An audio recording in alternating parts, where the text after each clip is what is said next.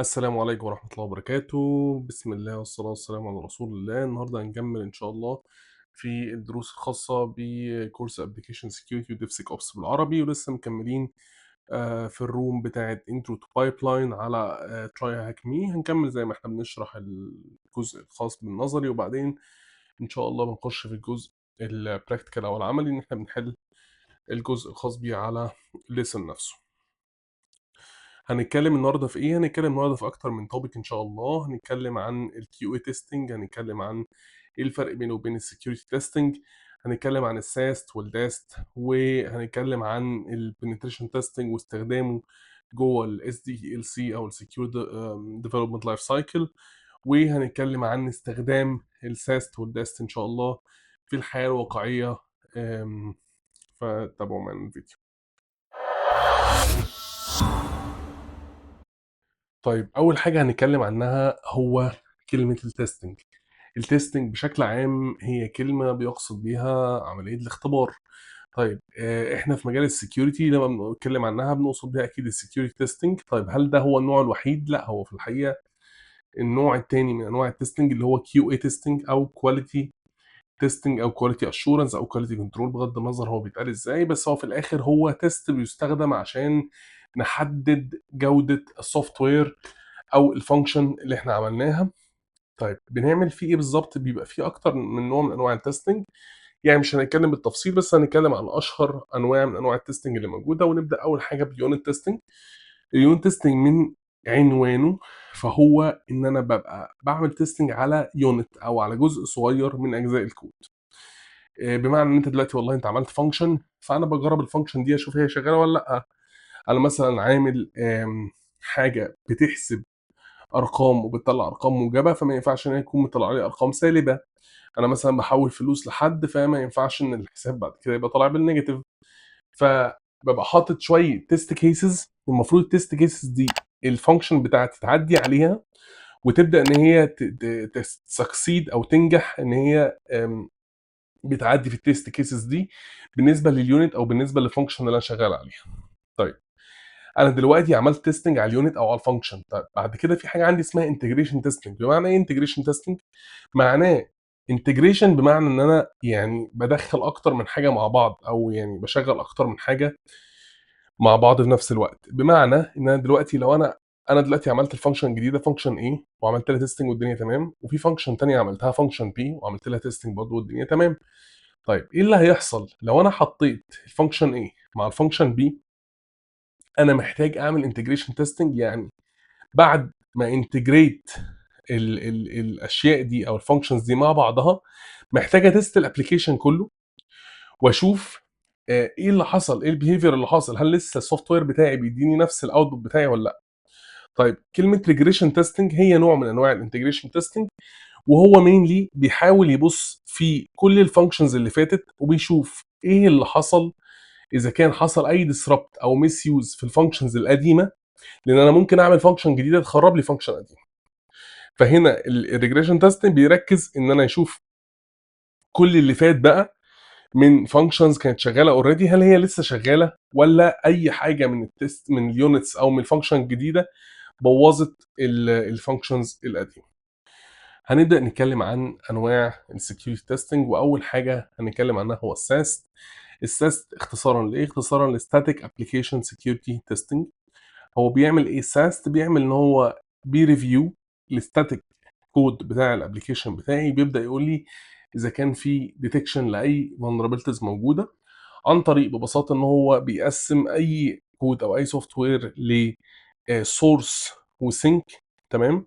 بمعنى زي انبوت واوتبوت للسوفت وير بتاعي، بيبدا يشوف كل الانبوتس اللي ممكن يبقى فيها تعامل مع اليوزر، وبيشوف كل الاوتبوتس اللي ممكن تكون بتتعرض لليوزر او بتستخدم كومبوننتس تانية زي داتابيز او اف تي بي سيرفر او فايل سيرفر، وبيبدا والله يعمل تحليل بناء على باترنز معينه موجوده ومتخزنه عنده لاتاكس هو عارفها. بمعنى ان انا عارف دلوقتي ان اتاك السيكوال انجكشن بيحصل لما بيكون مثلا في او مفيش انبوت فاليديشن على انبوتس معينه، فبالتالي لو الانبوت ده بيسمع في داتابيز فبوتنشال ان انت يكون عندك SQL injection. طب انت لو مستخدم هنا فلتر مثلا تاني غير الفلتر الانترنال اللي موجود في اللانجوج او الفريم ورك بتاعك، لا هو هنا ممكن ما يشوفوش.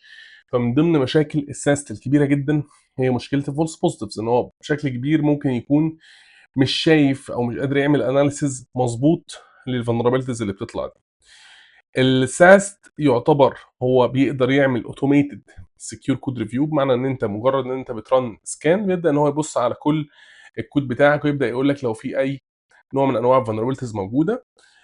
بيعتبر هو برضو من ضمن السكيورتي جيتس اللي موجوده، هو مش كواليتي جيت، يعني هو مش زي انواع التستنج اللي اتكلمنا عليها من شويه، بس هو بيعتبر سكيورتي جيت موجوده جوه السي اي سي دي بروسيس، بحيث ان هو لو لقى مثلا انت ممكن تكون عامل له كونفجريشن، ان هو لو لقى اي كريتيكال اي هاي اي ميديوم حسب الكونفجريشن بتاعتك فولنربيلتي، يبدا ان هو يوقف البيلد ويبدا ان هو ما يخليش البيلد دي تكمل وتوصل للبرودكشن. بالنسبه للتاست هو اختصار دايناميك ابلكيشن سكيورتي تيستنج، وهو زي الساست بان هو بيبص على الكود او بيبص على الابلكيشن، بس مش بيبص على الكود، هو بيبص على البيلد.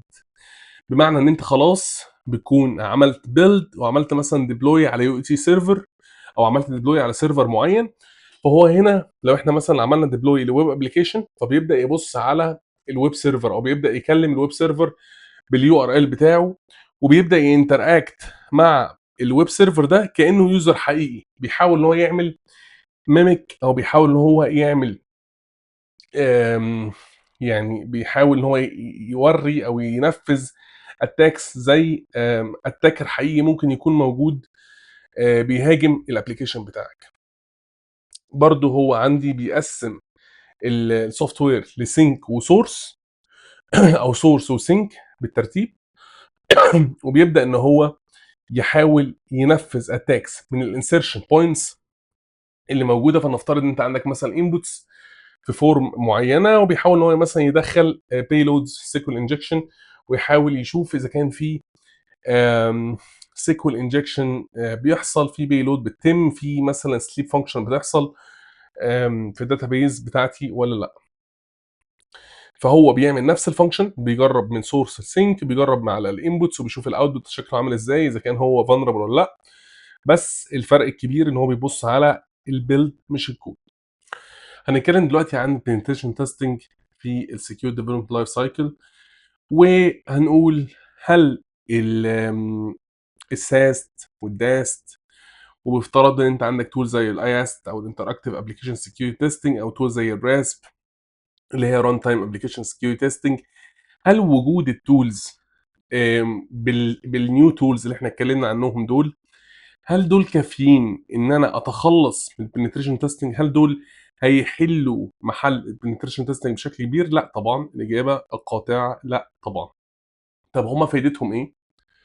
فايدتهم ان هما بيقللوا لي الوقت، بمعنى ان انا دلوقتي انا بدل ما اقعد اسبوعين اعمل كود ريفيو وابص على سكيورتي تشيكس، وبعدين اقعد اسبوع تاني بنفذ بيلودز وبعمل انجكشنز وببص على اكس اس اس وببص على سيكول انجكشن، طيب ما هو انا ممكن اختصر كل ده في ان انا يبقى عندي انجن في اوتوميتد تشيكس زي اللي احنا اتكلمنا عنها، وابدا احط بقى كل الكومبوننتس او اللي ليها علاقه بالديفسك اوبس او السكيورتي تولز اللي احنا اتكلمنا عنها دي، هتنفذ لي اوتوميشن لاتاكس كتير جدا، هتقفل لي اتاك فيكتورز كتير جدا ممكن تكون موجوده في الابلكيشن، وهتوفر لي الوقت اللازم عشان اقدر اعمل مانيوال بنتريشن تيستنج للحاجات اللي التولز ما تقدرش ان هي تعملها لغايه دلوقتي. حتى الان في اللحظه اللي احنا بنسجل فيها الفيديو ده في ليميتيشنز كبيره جدا موجوده ليها علاقه بالتولز دي. طيب زي ايه؟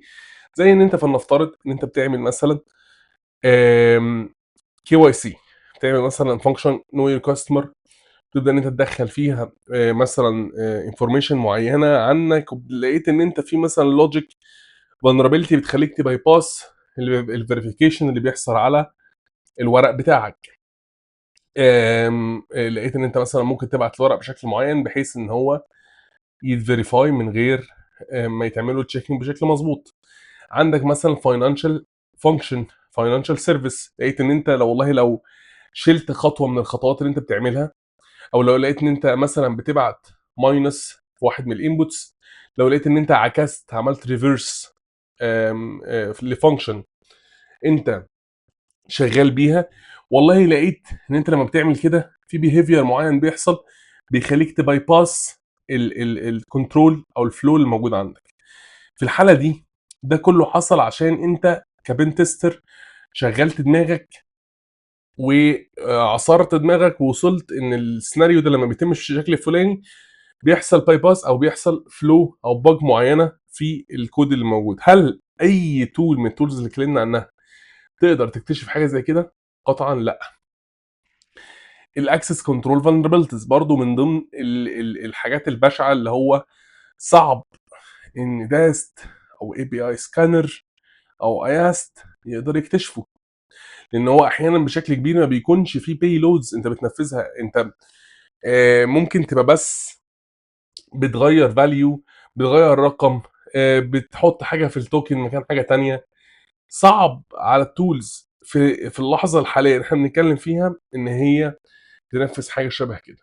فبالتالي يعني مفيش سيلفر بوليت زي ما كنا بنتكلم، مفيش يعني الطلقه الفضيه زي ما بيقولوا اللي هتقضي على كل الفايندنجز، لكن هو في الاخير احنا بنعمل مجهود متكامل. في الاخير انا ببقى محتاج ان يكون عندي زي ما قلنا اوتوميتد تولز بتحاول ان هي تسرع لي الوقت بتاع التستنج، ويكون عندي مانيوال بنتريشن تيستنج حتى لو مش هياخد وقت كبير، حتى لو انا هخليه بس لسبيسيفيك فانكشنز معينه انا بجربها، لكن انا ببقى عارف ان الفانكشنز دي انا لازم اعمل لها لوجيك او لازم اعمل لها مانيوال بنتريشن تيستنج عشان اقدر اطلع بيها للبرودكشن. هنتكلم دلوقتي بقى عن الكيس ستادي، او هنتكلم عن وجود تولز زي ساست وداست او اشباههم زي ما قلنا في اياست وراسب واي بي اي سكانر وتولز تانية كتير واس سي اي، وجودهم في السكيور ديفلوبمنت لايف سايكل بتاعتك. في الحقيقه ايه اللي بيحصل في الريل وورلد؟ هل انت بتيجي فجاه وتقول يا جماعه والله احنا بكره احنا في بالنسبه للديفلوبمنت لايف سايكل اللي عندنا دي احنا هنشيل بقى بين تيست او هنخلي بين تيست مثلا فتره معينه، بس احنا هنحط بقى كذا وكذا وكذا وكذا، هنحط ساست وداست وكذا، وهيبدا الساست ياخد مثلا يوم عشان يرن، وهيبدا الداست ياخد مش عارف كام ساعه عشان يرن وهكذا؟ لا طبعا، انت ما ينفعش الموضوع يحصل بشكل عشوائي، لان في الاخر انت في تشالنجز لكل تول من التولز دي. بمعنى ان الساست ممكن الفول سكان بتاعه لو السوفت وير بتاعي كبير ياخد ساعات طويله، ياخد ممكن توصل ليوم فور اكزامبل.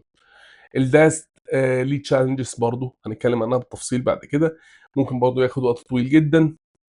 فبالتالي انا في تشالنجز بتحصل، ممكن في ايرورز تكون بتحصل، البرفورمانس بتاعي ممكن يتاثر، لان في الاخر انت عندك تايم معين محتاج ان السوفت وير يطلع بيه للبرودكشن. فلو انت بتاخر التايم ده او بتزود التايم ده فانت بتاخر الريليس ان هي تطلع. فانت ما ينفعش تكون بترفع السكيورتي وبتقلل البرفورمانس، انت محتاج تبالانس الاثنين مع بعض. الانتجريشن بوينتس، انت ايه البوينتس بالظبط اللي هتنتجريت فيها التولز بتاعتك؟ هل انت هتسكان كل فانكشن مثلا موجوده، ولا هتسكان الابلكيشن كله؟ هتسكانه في انهي انفايرمنت؟ فور اكزامبل كاليبريشن اوف ريزلتس، معنى هل الريزلتس انت هتبقى اللي هتطلع لك هتبعتها زي ما هي، ولا هتبدا تعمل لها كاليبريشن، هتبدا تظبط او هتكونفيجر التولز او هتعمل تيوننج للرولز بتاعتك عشان تطلع ريزلت احسن. زي ما قلنا هيبقى ايه هتحط الكواليتي، هتحط الكواليتي والسكيورتي جيتس بتاعتك فين بالظبط؟ عند انهي انفايرمنت؟ عند الريليس بشكل ما هتحط عند الاي دي اي مثلا ولا لا، ولا هتخليها وقت ما تكون طالعه برودكشن بس؟ فبالتالي في اكتر من نقطه محتاجين ان احنا نكون بناخد بالنا منها قبل ما نبدا ان احنا نimplement التولز دي في السكيور ديفلوبمنت لايف سايكل بتاعتي. هنبدا دلوقتي نحل ان شاء الله الروم بتاعه انترو تو بايبلاين، هنكمل فيها. احنا خلاص يعتبر خلصنا الاجزاء الاولانيه، وحاليا احنا في مرحله الاوتوميتنج تيستنج اللي شرحناها خلال الدرس بتاعنا النهارده. هو عندي 3 اسئله بس اللي هنحلهم. اول حاجه هو what type of tool scans code to look for potential vulnerabilities. ايه التول اللي بتسكان الكود؟ فهي الساست. تمام. what type of tool بتران الكود and inject test cases to look for potential vulnerabilities؟ هي الداست. can SAST and DAST be used as a replacement for penetration testing؟ طبعا احنا قلنا الاجابه هي لا، بس هو هنا كاتبها ني، اللي هي الدلع بتاع نو يعني، فهنقول له يا عم ني مش مشكله، وطلعت correct answer الحمد لله. تمام، احنا كده خلصنا حل تراي هاك مي لاب، وهنبدأ نخش على الكويز. طالما وصلت هنا بقى يبقى محتاجين نحل الكويز ده على اللي اتكلمنا فيه. السؤال بيقول which testing method requires access to the application's binary or running environment to identify vulnerabilities؟ يعني ايه انهي طريقة من انواع التستنج اللي اتكلمنا عنهم محتاجة ان انت يكون معاك الابلكيشن باينري او الرننج انفايرمنت، يعني انفايرمنت تكون شغاله اوريدي عشان تايدنتيفاي او تعمل ديتكشن لفولنربيلتيز. لو وصلت لغايه هنا فانا بشكرك جدا على المتابعه، ولو حابين فيديوهات اكتر يا ريت نعمل سبسكرايب، ودي الكيو ار كود بتاع الجروب على الفيسبوك للكورس، وكل اللينكس بقى موجوده في الديسكربشن الخاصه بالجروب وبلاي ليست تانية، واتمنى تكونوا استفدتوا ان شاء الله، والسلام عليكم ورحمه الله وبركاته.